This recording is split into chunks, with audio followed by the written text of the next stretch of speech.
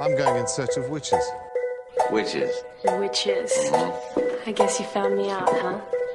Yeah. You should come around here on Halloween. You'd really see something then. Oh, yeah? Yeah, we all jump off the roof and fly.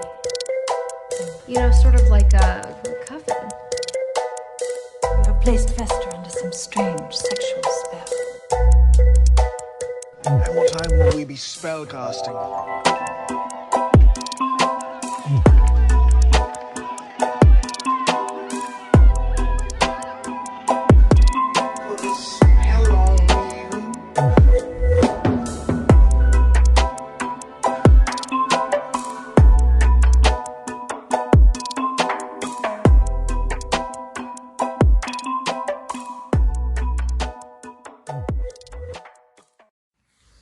Hey there, witches, and welcome to Moonstone Witchery, the podcast where we talk about witchcraft and spirituality in a modern context. My name is Rian Lockard, and I am the head witch over here at Moonstone Witchery. Thank you for being here with me today. You can find me over at moonstone_witchery on Instagram. You can find me on my website, moonstonewitchery.com, where we have lots of opportunities to book sessions or readings with me. We have some enchanted keys for sale. I've enchanted those keys to remove blockages and open roads. What they do is they clear obstacles. They just kind of get things out of your way. And actually, if you keep one in your car, it does make the traffic a little bit lighter. It makes you get places a little bit quicker. And everybody who has one of these enchanted keys just like rants and raves and loves them. They are one of my favorite offerings. We buy these skeleton keys at antique places, and I source them myself. So those are a fun little offering. Anyway, and you can find me on Facebook in the greatest little Facebook group to exist, and that is called Moonstone Witchery. And there is on the banner a picture of a witch with a yellow background. So please check it out, find me somewhere, and hit me up and let me know what your witchy life is like. So that said, I wanted to talk today about some spiritual concepts. I've had a few questions roll in, so today's going to be kind of a little hodgepodge of an episode just because I'm kind of cleaning up shop and taking inventory and answering a few questions that have come my way over time. One of the first things that someone asked me was, how do you cast a circle, and can I give detailed step-by-step instructions? The answer is yes, I can do that, and I will do that in a moment. But I also want to let you know that like witch work is about empowerment, right? It's about knowing that you have the ability to direct your own energy field. It's knowing that you have the ability to shape the reality the way that you want it to be shaped. It's knowing that your intention is really the most important thing. I always talk about how everyone's always coming to me like, is the spiritual world real? Are these angels and guides real? Can I trust my intuition? Can I trust the signs I'm receiving? Can I believe all of these things that I secretly hope is true about the universe, but I don't know for certain? And, if you've been listening to this podcast, all I love to do is like rant and rave about self-empowerment and believing yourself and all that stuff. The funny part about all these questions, though, to me, is that this reality, the one that you're looking at, is super not real. This is like the fake reality. This is the projection of the collectively agreed upon unconscious mind state that we are all like projecting out there, that we are all agreeing to see. But all of this stuff that you're looking at, it has an energetic basis. It's like in a video game, all of the images that you're looking at have like code beneath them that make them look that way. That's a nice little metaphor for the reality in which we live, right? It's like everything has an energetic footprint. Everything has an energetic pattern that is causing it to exist. And so when we know that as witches, what we're doing is we're saying, hey, I'm going to go in there and shift that code slightly, or I'm going to go in there and change the manifestation of this projection called reality. That's the more, quote, real world. That's the world that's actually happening is the energy realm. And the one that we're in here is something we've kind of agreed to participate in. And we're all collectively seeing it together. But this is where like Schrodinger's cat comes into the situation, right? Like the cat both is and is not in the box. And it's only when you open the box and look that it's determined whether the cat's there in that moment or is not there in that moment. See, if there wasn't a collective, if we weren't all agreeing upon a certain reality or certain rules or a certain basis or a certain foundation, would it still exist? And that's like a fun and interesting question to consider, because my theory is no, I don't think it would, or at least I don't think it would exist in the same capacity that it exists right now. Because the collective, there's so much power in the collective. There's so much power in the unification of multiple consciousness, multiple iterations of consciousness, that I think that we are creating a lot together, and we don't even realize that we're doing that. Do you know what I mean? Like, we don't even realize that we are holding the space for this reality to even exist. And if we all shifted a little bit more in one way or another, we would shift the whole situation would shift. And so, Jesus himself said something like, where two or more are gathered, go where two or three are gathered, or something like that. Two or more are gathered. And when he's saying that two or more being gathered is more powerful, he's talking about the collective. He's talking about the power of prayer or of meditation in collection, in that collective. And he's saying where there is more than one, where two or three are gathered, where two or more are gathered, that there's this powerful energy that happens. He says, oh, here, you know what? Actually, I found the quote. It says, for where two or three are gathered together in my name, I am there among them. And what that means is, so let's strip away like all the Christian bias of Jesus and just look at Jesus as if he's like this cool dude, because that's really the case. Okay.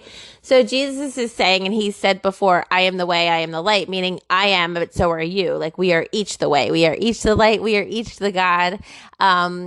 God is within each of us. And so Jesus is like, if I'm God, then so are you, right? But he's also like, if two or more are gathered, that's where God is. And it's like in that gathering, that is where God exists. And God, the universe, the collective, all that is, the energy of everything. These are all the same words, in my opinion. These all mean the same things.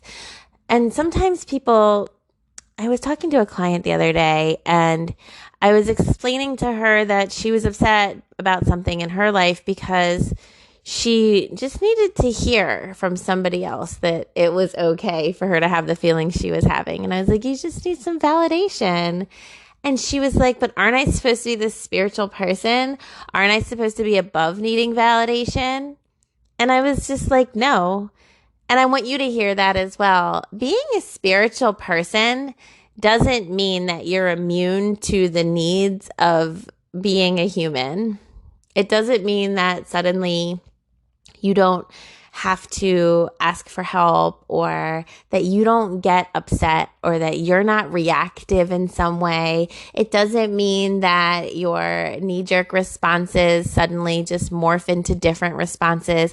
It doesn't mean that you're immune to validation or feedback from others. It doesn't mean that you're not going to get all triggered out and upset. It means that when those things happen, you have awareness around them, and you're like, oh, hang on, gotta check myself. Like, let me figure out what's up. Or when something like that happens, it takes you out of your peace. You say, what do I need to get back to my peace? And if that's validation, get some validation. It's okay. We were not incarnated onto a planet by ourselves. And that's a significant thing to notice that people just don't realize. Like, we're here with others because we're supposed to be here with others, right? Like, there's something that happens when the entity known as me interacts with the entity known as you. And that alchemy that exists between our interactions is some alchemy that only exists when we interact. And so in that way, we are like these incredibly cool potion masters. And every person we interact with, we have a different alchemy with, a different energy is created. And sometimes that energy is good and sometimes that energy is bad. But mostly that energy is somewhere in the great in-between of good and bad. And it's neither. It's all, or it's both, or it's everything and nothing all at once, right? And so what we must do is understand ourselves and say, what does this creature known as me need in order to be okay? And if sometimes she needs validation from others, then she should get that validation, because our goal is to not eliminate the person who we naturally are or have been conditioned to be. Our goal is to not allow our preconditioning to determine who we are. And instead, we take control of our preconditioning and we tell it how it's going to act rather than it telling us how we're going to act. And so that means that when I'm triggered out by something, I'm going to notice that that's what's happening to me. I'm going to have awareness. And then I'm going to decide how I want to direct that energy. See, a witch is really, she's like the band leader or the conductor of the orchestra, or she's like those dudes standing on the runway telling the planes where they're going to land. Okay, this is a witch. A witch is very aware of the energy, and she's so aware of it that she's going to go ahead and tell it how it's going to act. Now, back to the original thing, because I don't want to get too far down a rabbit hole, but I do want to talk a little bit more about that in a second. Casting a circle, a lot of people think you have to call in the elements, that you have to like face the east, which is coordinated with the element of the air. But the thing is, you don't necessarily have to do this. So a traditional way to do it is to face the east, to call in the element of the air. And then you go to the south and you call in the element of fire. And then you go to the west and you call in the element of water. And then you go to the north and you call in the element of the earth. This is also called calling the four corners. And you can some people like to read a very flowery kind of poem, and some people just like to honor each element or honor each direction, the four directions, etc. And in so doing, they then say something like, when all of these, it's like reminds me of the Power Rangers, for those of you who are like millennials with me. Like, it's like putting all the elements together and then say, with the power of these combined, like blah, blah, blah. But what you're really doing is you're saying, with these elements together, and honoring the divine essence of spirit, which is the fifth element, I'm going to cast a circle, above and below and within myself and whatever. So you can do it that way. Didn't you like how formal I just was about that? So yeah, you can face each direction. I recommend having a compass or a compass app on your phone, at minimum, to know what directions what. Facing each direction, calling in each element or honoring each element. Some people put representations of each element on their altars or in their circle that they're casting. And then after they honor and call in each element and include spirit, they cast their circle. Now you can either do this with just your hands. You can do it with like some type of magical tool. Some people, use a wand of some kind, and that's how they do it. Now, I, over the years, have modified my own way of calling in or casting a circle. I have several selenite wands, all of which I've charged to the energy of portal opening or circle casting. And I did that in my own specific and sacred way. And you can devise your own method of charging your wands or your crystal wands if that's the thing that appeals to you. Just research, you guys. Just look things up and figure out what works for you. I did my own things, my own rituals to my selenite wands, and I open these circles or these portals, and what I'm doing is I'm opening them up so that they access the realm of infinite possibilities. It's kind of like that energy field that I was talking to you about, where all things are created, all things are possible. It's the energy realm. And when I open that circle or that portal, I open it down into the earth first, and then up into the heavens. And I allow it to kind of be a little blippy portal to that energy realm. And I say, what I place into this circle is going to go ahead into the energy realm and exist there and shift the energy as it exists in the tangible world around me. Here's the code I'm inputting into the computer system that's going to tell this energy realm here where we live how it's going to go ahead and behave. And then I also say, if I should enter or exit the circle, it does not break the circle. Because I know that my ass always gets up and leaves because I'm busy. I don't have time to sit with a spell the whole time, right? But I don't want my circle to be broken. I'll often, depending on the spell I'm doing, if I really want it contained, I'll put a ring of salt around it that represents the circle. And I also say none of this energy can leave this circle. I always say that anyway. This energy stays contained here. This is where the portal is, etc. And then I do this other fancy thing that really also has a practical purpose that says, when the candle has burned out, the circle shall be closed with it. And I do that because I forget to close my circles sometimes. And I know that about myself. So I have it set. Like, it's like I put these circles on like an automatic timer and like they have to go ahead and close themselves. And so in so doing, I am not like walking around paranoid, like, oh my God, how many portals have I left open in my house? Like, what if a cat walks through one of my portals? Will it blip into a different reality? I don't have to worry about that because I have set my portals or my circles or whatever word you want to use to close on their own. Okay. So those are a couple methods for casting a circle. There's tons of ways that people like to cast circles. Some people really like to meditate and visualize. Some people really like to call upon a divine being to hold the circle for them.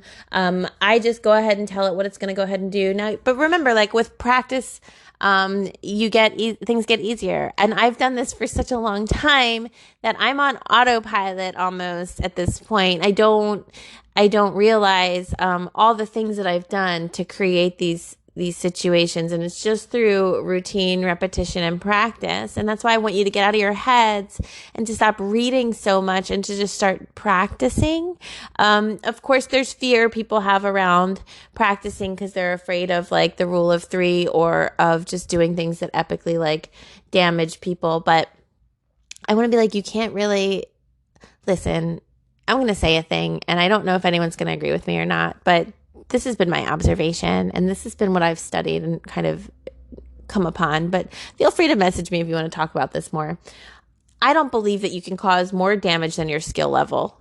So what I'm saying when I say that is, if you are a new witch, and let's say you do something really crazy and it goes completely haywire, I still think that that's going to be beginner level damage for a beginner level spell. Because I just don't think that you're capable of causing more damage than your skill level is. I mean, that's just my thought, because I have watched people try to do some shady stuff to other people and have it bounce back, and that has not gone well for them. But I've also realized that the bounce back was pretty mild compared to what they thought they were putting on to somebody else. And when I've noticed that happening, I've said to myself, oh, it's just related to their skill level. And this is why, I've had people call me for certain kinds of readings or just with spiritual kinds of questions. And one girl said something to me like, I said something awful about my mother-in-law. I wished she would I said something like, I hope that her house catches fire or something. And then they were like, and then her house did catch fire. Is that my fault? And I was like, no, you're probably highly more intuitive than you're giving yourself credit for if you're speaking words like that, meaning like you picked up on the energy if that was going to happen, but you didn't cause it. Like, you're not that powerful. You're not Gandalf the Grey. Like, you can't just speak like tragedy into existence without intentionally doing that. If you want someone's life to burn down, that is a thing that a witch can do to another person. But guess what? She has to really hold that energy. She has to really direct that energy. She has to really use the right combination of herbs and oils and candles and plants and all kinds of other things. She has to evoke the right energetic support for some such work. And she has to go ahead and know that that's what she's doing. Like a witch who is intentionally bringing some mayhem to someone else, the word there is intentionally. She has to know it, or he, or they. That witch has to know what they are doing. They can't accidentally decimate an entire person's life. And so you're not going to accidentally destroy or kill somebody. Now, I've encountered a whole bunch of teenagers in my life. And I love teenagers, actually. I love working with teenagers. I just like their vibe. I just like everything about them. And so in my life, every time I have an opportunity to work with or teach teenagers, I always take it. So I've definitely encountered a bunch of teenagers, and they're like scrawling the names of certain demons on their arms or their walls, or like writing their sad songs about like death or nasty spells or whatever the thing might be. I don't recommend scrawling the names of really anyone on yourself. Names are super powerful. Names have a whole lot of energy attached to them. Names really are a summoning tool. Names have power. Okay. And so to write a name or to use a name in a way in which it's not really going to be of your highest good, or to summon some type of demon by using its name, I'm not really into that. I don't really think that's a great idea. You can call someone up who is more powerful than you, and generally that's annoying to them. So if you're going to go ahead and be a teenager summoning some type of demon, ask yourself if you want to annoy a demon, if you want them irritated with you. Because as powerful and cool as you think you are, they aren't going to see you that way, really, right? And so they might be rather frustrated that you are messing with their like Thursday afternoon. Just a thought, something to think about. Because again, you can only do as much damage or as much good as your skill level suggests that you can do.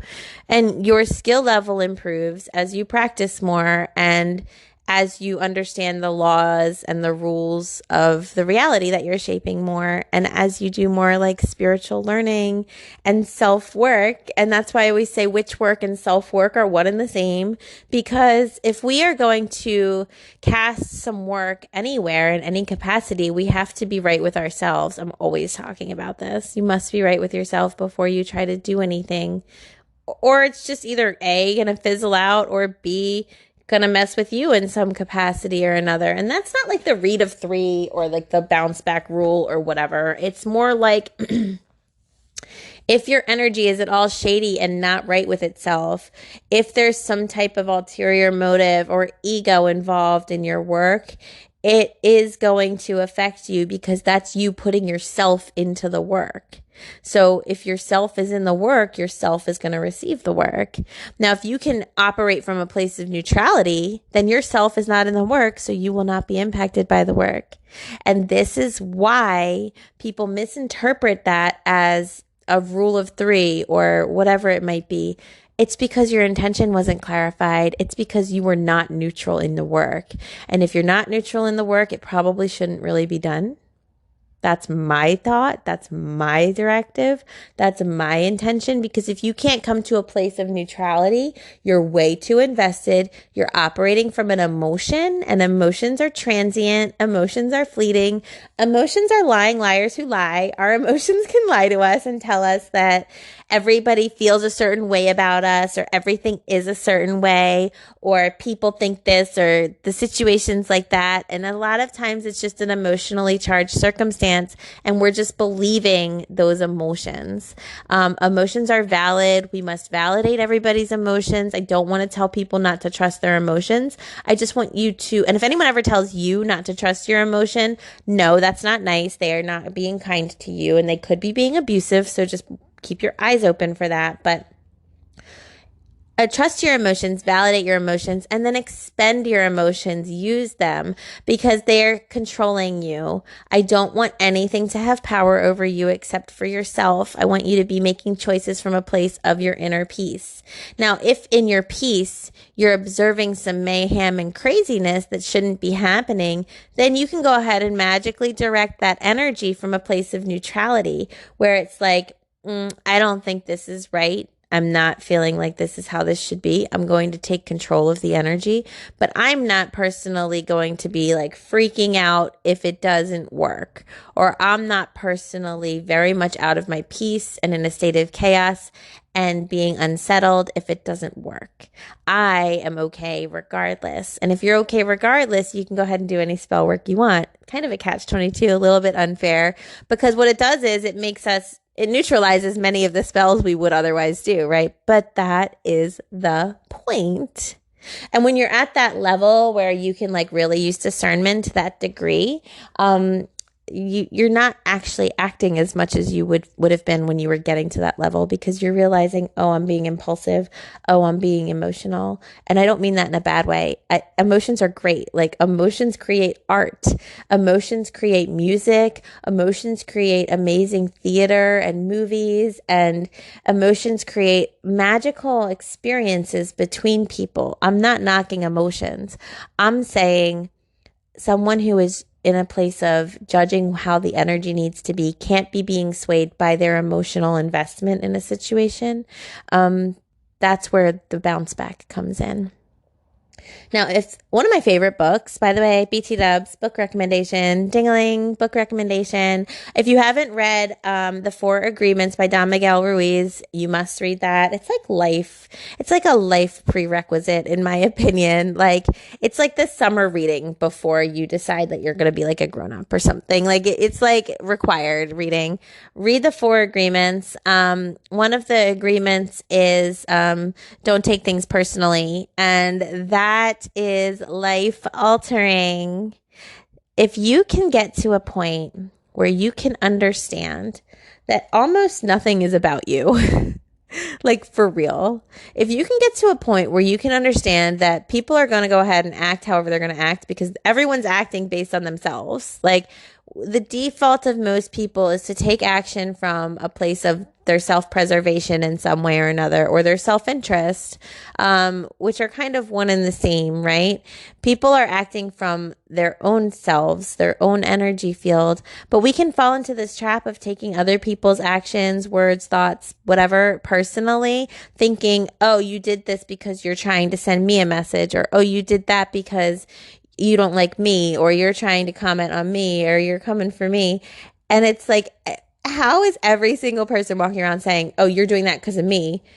And yet then the other person's like, oh, well, you're doing that because of me. And it's like, no one's doing anything because of the other person. We're all doing things just because of ourselves. Once you start to realize that hardly anything in this life is personal, oh my God, the freedom, right? The freedom is vast. When you start to realize, oh, I was taking it personally, but this lady's probably just really distracted by her own life or has her own problems going on. So her attitude probably has nothing to do with me, has a lot to do with whatever's happening in her life. I'm going to send her some kindness and bless her on her journey, and mean it like you mean it. Because you can start to see compassion for others. You can start to access holding a space. If this isn't about me, then what's going on with that person? If you can say that question to yourself, if you can go, is there a possibility that the thing I'm interpreting as being offensive towards me actually has nothing to do with me? If you could introduce that possibility to yourself and hold space for it and make room for it, and then allow other people to be having an experience that has nothing to do with you, you are so free. You are so free, because suddenly your behaviors, your thoughts, your feelings, your actions don't have to have anything to do with them either. Right? You don't have to retaliate. You don't have to get annoyed. You don't have to get an attitude. You don't have to get upset. You can just be like, oh, wow, it must suck in her world today, or whatever it might be. You can just hold space for other people to be having an experience. And you can say to yourself, if something is about me, it will become very clear to me that it's about me. But until something becomes really clear that it's about me, I'm going to go ahead and assume that nothing's about me. And then that allows me to be at peace and to be in harmony and to be free with myself regardless.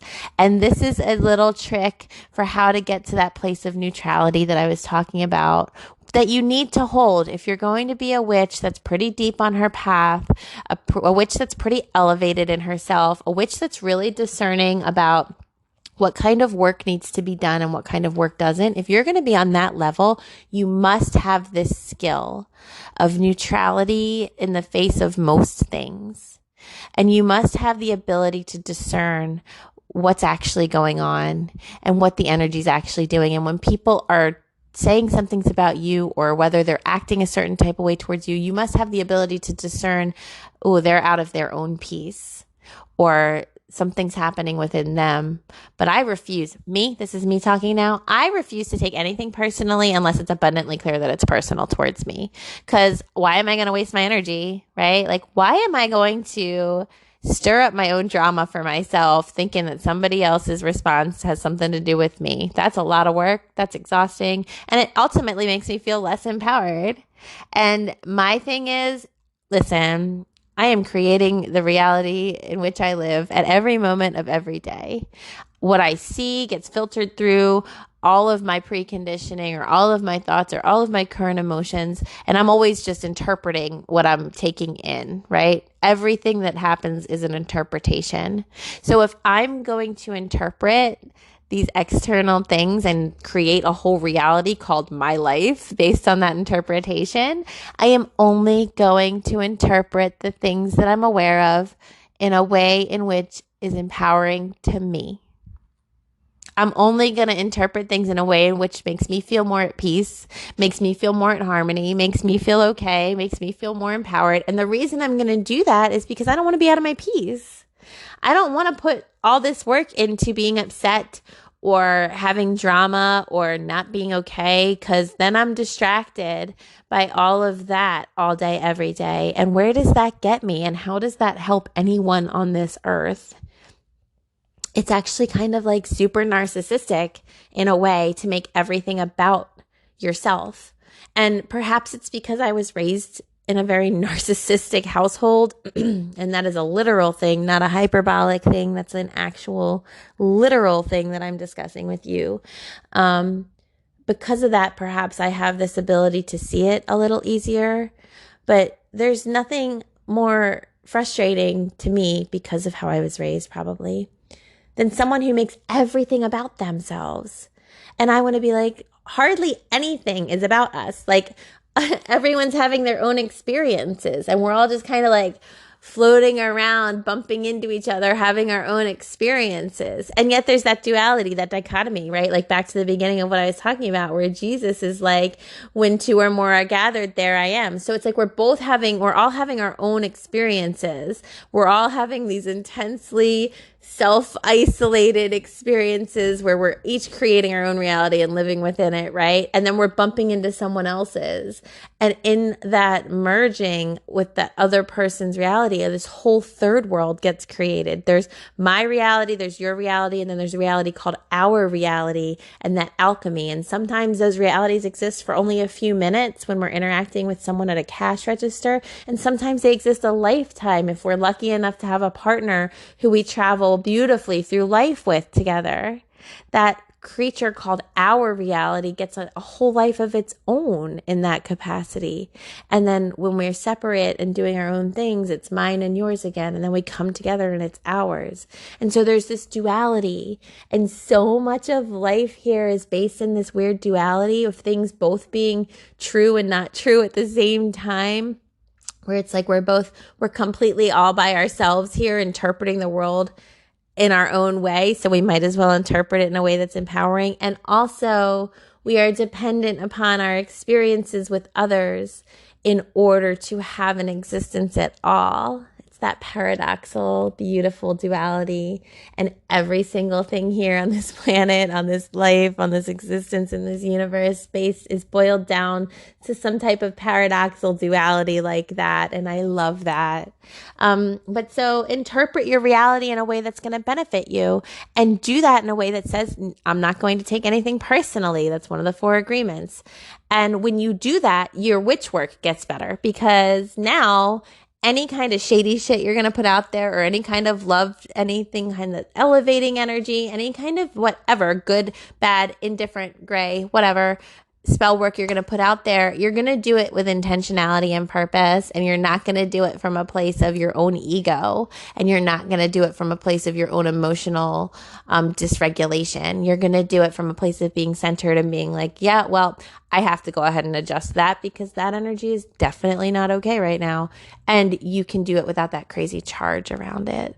So that's just a little commentary on how to know and read the energy of a situation to direct it in a way that is ultimately supportive and beneficial, and not, dangerous to anybody, including the witch. But again, your skill level is going to dictate all of this. So try not to be afraid to practice, because I always tell people, start practicing on yourself. And by yourself, I don't necessarily mean I bless myself with love and light, but please do that as well. Or I give myself self-love. By the way, lighting a self-love candle at least like once a month on a Friday would be really just like a beneficial prescription that I would like to prescribe to everybody. Y'all can say, my witch told me that I have to do a self-love candle this Friday, because quite frankly, people are not doing enough self-love work. And, we put out one of our witchy subscription boxes a couple months ago focused on self-love, and we got some great feedback. But my thing is, I think everyone's kind of bummed out when it's self-love. But I really believe that self-love is life shifting. I really believe that our purpose here is to just be ourselves as much as we possibly can. And we must love ourselves enough to be ourselves. So please start integrating self-love work into your witch work. It makes such a difference. It really does. And then you get to be like, wow, I'm no longer nearly as sad as I was last week. What's happening? And then you go, oh my God, I did a self-love candle. What if it works? And then you get to know that your witchcraft is working, which is why we practice on the self first. So when I'm saying practice on yourself, I don't just mean just blessing yourself or whatever, but I mean protecting your energy spaces, protecting your home, protecting your work, protecting your computer, protecting your everything. Bless your wallet, bless your bank card with abundance and prosperity. Put a protection sigil on your car. Do things in your own spaces that only affect you at first. Okay. Remove negative things from your life, and then don't be surprised when negative things leave your life. And please don't undermine your own work by not allowing them to leave, okay? But then call forth beautiful things into your life, and then trust your intuition. And if your intuition says, go make friends with this new person, go and do that, because you just called forth new and beautiful things into your life. Do you see what I'm saying? This is how it works. The spell gets cast, and then you feel some type of reaction, and your job is to follow that impulse. If that impulse tells you to remove things, and you've recently done some kind of protection work or something like that, or transformation work or leveling up work, you must follow your impulse and remove what you're being told to remove, or not allow access to you things that you previously did. If you are doing some type of work to call in abundance or call in love or call in joy, you must follow your impulses, and you will do things out of character towards yourself. But that is how the spell is manifesting. Because if doing things in character with yourselves would have gotten you those results, you would already have those results and you wouldn't need the spell. So you must follow your own impulses. That is how spell work manifests is within you. It has you feeling differently and asking you to do things differently, or it brings you new opportunities or presents you with new people or circumstances. And your job is to recognize that and to take those actions, take those steps, trust those new situations until your intuition tells you not to, okay? So try to be aware there. But if you can get to this place of generally being neutral, that's going to really, really, really up your spell work, because it's not going to come from chaos. It's not going to come from the erratic energy of emotion. It's going to come from a grounded place of actual energy alignment, which is far more powerful. But that takes a lot more discernment. It takes a lot more self-work to get to that place. And that's why witch work and spell and self-work always go together. So I just wanted to let you know that that's one of the rules to follow. So lastly, I just wanted to say that there's no wrong or right way to do this. And if you are feeling pretty overwhelmed by starting witch work, or by going a little deeper, or if you're feeling kind of like there's too much information, I don't know what to do, ask yourself a few questions. Just say to yourself, like, how would my life improve if certain things were changed? And start to make those changes. And whether that means that you have to do some self-work to eliminate ways in which you take things personally, or whether or not you believe yourself. If you have to do some self-work around accessing self-trust, do that self-work. If you are feeling generally stressed, or anxious about kind of going out in the world or whatever, do some protection work on yourself. Do your self-love candle. Call forth abundance to your world. Call forth love. Be careful eliminating negativity from your life too big all at once, because if you are surrounded by people who are not that uplifting, and you do a huge sort of transformation spell, it will work. Your whole world will shift, but your world shifting very quickly can also be really traumatic and overwhelming as well. So a nice little thing to build into your spell work in general is something that says, like, please execute this spell in a way in which I can handle, or don't give me more than I can deal with, or something like that. You know, I want to maintain my peace while this spell is implemented. You're in charge. Write what you need into your spell work and allow it to manifest in that capacity. But ultimately, I want you to trust yourself. I want you to love yourself. I want you to understand that you are doing a good job by even being on this path, because something in your soul spoke to you and it said, I really believe that there's more than what they've told me in this world. And it said, I really believe that I'm more powerful than I think I am. And I want to be like, yes, that is so true. You absolutely are. And I'm super proud of you for even like trusting that enough to take these steps and walk down this path. So keep going. And when you encounter some spots of self-work, or just of some challenges or some hardships, ask yourself, what needs to shift within me in order for me to get through this? I hope that this was a helpful episode, and I hope that you are all doing very well. Please find me on Instagram at moonstone_witchery. Please find me on my website, moonstonewitchery.com. Join me in the Facebook group. And I have lots of fun things coming up. So keep your eyes open. And as always, I love to hear from you. So if you have any questions, please send them my way. And I hope you have a blessed week.